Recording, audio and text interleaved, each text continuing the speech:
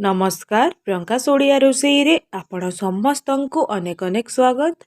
आज मु आपण मानक सहित अटा और कदली रे तैयारी सॉफ्ट और स्पंजी केक रो रेसिपी शेयर करिबी।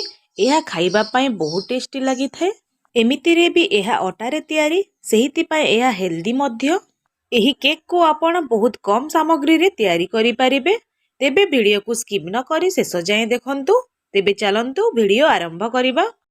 एही केक को आमे कढ़ई रे तैयारी करिबा।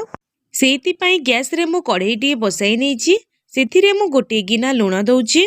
लुण को कढ़ई रो चारिपटे स्प्रेड करि नेबा। मने रखंतु जेतेबेले भी आपण कढ़ई रे केक तैयारी करूछंती ता पई सबु बेले मोटा और पुराना कढ़ई व्यवहार करिवे।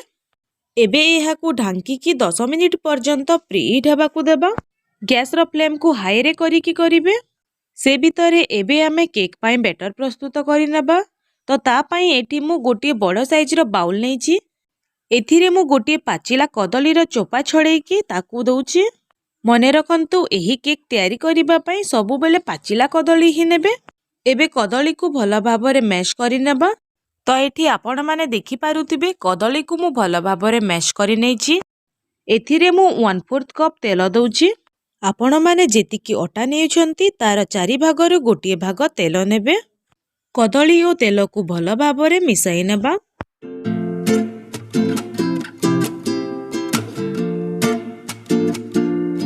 एबे आपण माने देखि पारुतिबे कदली और तेल भलो भाबरे मिक्स होई जाईछि। एबे एथिरे हाफ कप गुंड चीनी देबा। आपण मानंकु जेतिकी मीठा पसंद आपण माने सही अनुसार चीनी को नेबे। मने रखंतु चीनी को गुंड करिकी ही नेबे।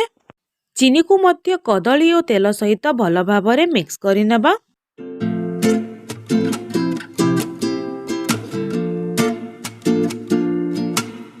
एबे देखंतु कदली चीनी और तेल भलो भाबरे मिक्स होई गलानी। एबे एथिरे गोटे कप अटा देबा।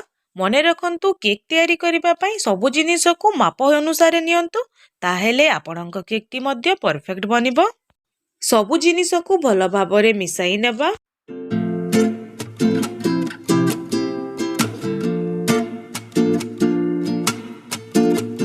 एबे एथिरे हाफ कप खीर देबा।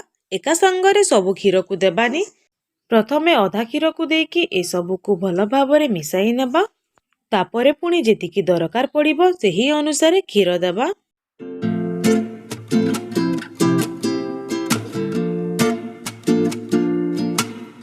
बाकी खीर को मध्य एथिरे दे नेबा।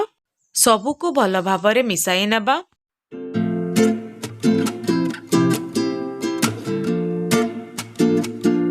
ए सबु को भलो भाबरे मिक्स करि सारिबा परे एबे आपण माने देखि पारुतिबे बेटर रो कंसिस्टेंसी केतिकी अछि।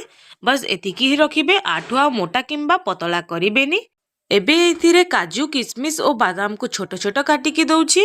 आपण चाहेले एहा जगह रे अन्य किछि ड्राई फ्रूट्स मध्य नै पारिबे। ए सबु को भलो भाबरे मिसाई नेबा। एथिरे ड्राई फ्रूट्स पकाइबा पूरा ऑप्शनल। आपण चाहेले एहा को स्किप मध्य करि पारिबे। एबे एथिरे गोटे छोट चमच बेकिंग पाउडर देबा। जेतिकी बेकिंग पाउडर नेउछंती तार आधा बेकिंग सोडा नेबे। ए सबु को भलो भाबरे मिसाई नेबा।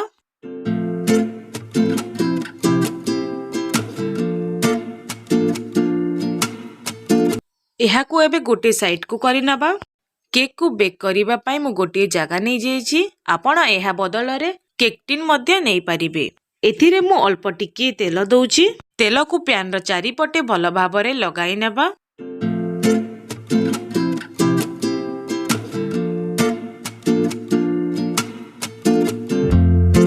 तेल को भलो भाबरे लगे सारिबा परे एबे एथिरे गोटे चमच मैदा दबा। मैदा को एहार चारिपटे भलो भाबरे लगाई नेबा।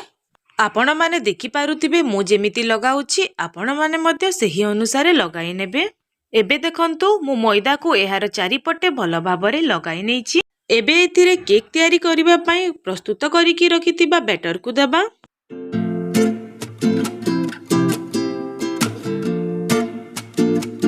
एबे एहा को हल्का टैप करि नेबा।